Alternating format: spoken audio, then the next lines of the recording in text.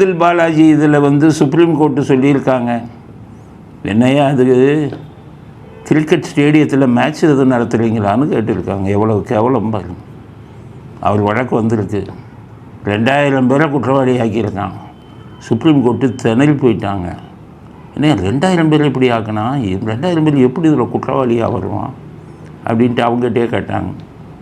ஒரு ஆள் தானே போடணும், 2000 ஏன் போட்டேன் சார்? அவர் ஒரு ஆள் லஞ்சம் வாங்கினது உண்மை, ஆனால் சட்டத்தின்படி லஞ்சம் கொடுத்தது குற்றம் இல்லை.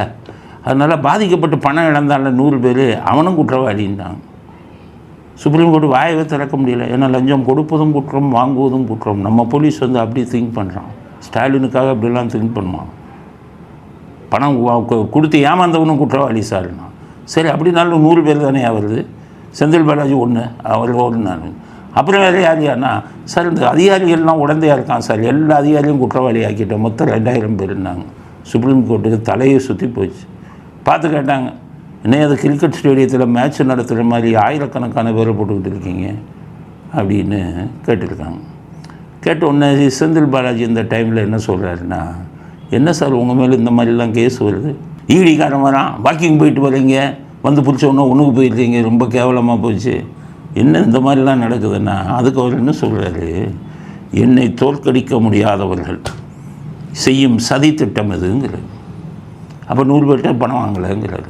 அரசியல் களத்தில் மக்களை சந்தித்து வெற்றி பெற முடியாதவர்கள் குறுக்கு வழியை பயன்படுத்தி தேர்தல் களத்தை நான் நிற்கக்கூடாது என்பதற்காக இது போன்ற வழக்குகளை பதிவு செய்து நீதிமன்றத்தின் மூலமாக எப்படியாவது தண்டனை பெற்றுக் கொடுத்துள்ளலாம் என்று நினைச்சிட்டார். நிச்சயம் அவருடைய கனவு நிறைவேறாது.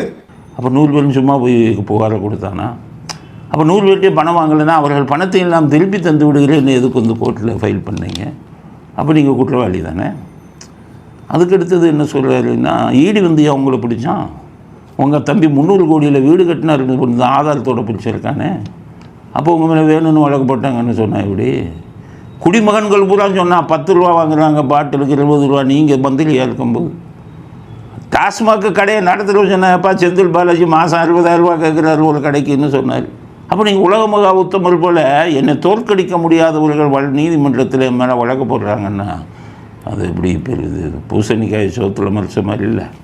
அதனால செந்தில் பாலாஜி யோகியர் மாதிரி நடிக்காதீங்க. நீங்கள் என்ன இப்போ உங்களுக்கு ஒரு கவலை, மந்திரியாக இல்லை, மந்திரியாக இருந்தால் டெய்லி ஸ்டாலினுக்கு கமிஷன் கொடுப்பீங்க, துர்கா ஸ்டாலினுக்கும் டெய்லி கமிஷன் கொடுப்பீங்க. அதெல்லாம் இப்போ முடியலை. அதனால் இந்த மாதிரி எலெக்ஷனில் நீங்கள் மறுபடியும் நின்று எம்எல்ஏ ஆகிட்டீங்கன்னா மந்திரி கொடுத்துருவாரு. நான் அவருக்கு நிறையா கையரிச்சுக்கிட்டு இருக்குது ஸ்டாலின். பணத்தை பார்த்தது இல்லை. முத்துசாமியை போட்டாங்க, முத்துசாமியை தான் நீங்கள் எதிரியாக பார்க்குறீங்களே, நம்ம இலாக்காவையும் எடுத்துக்கிட்டானு. அதனால் இல்லாததையும் பொல்லாதையும் சொல்லி உத்தமர் போல் நடித்து கொண்டிருக்கிறார் செந்தில் பாலாஜி.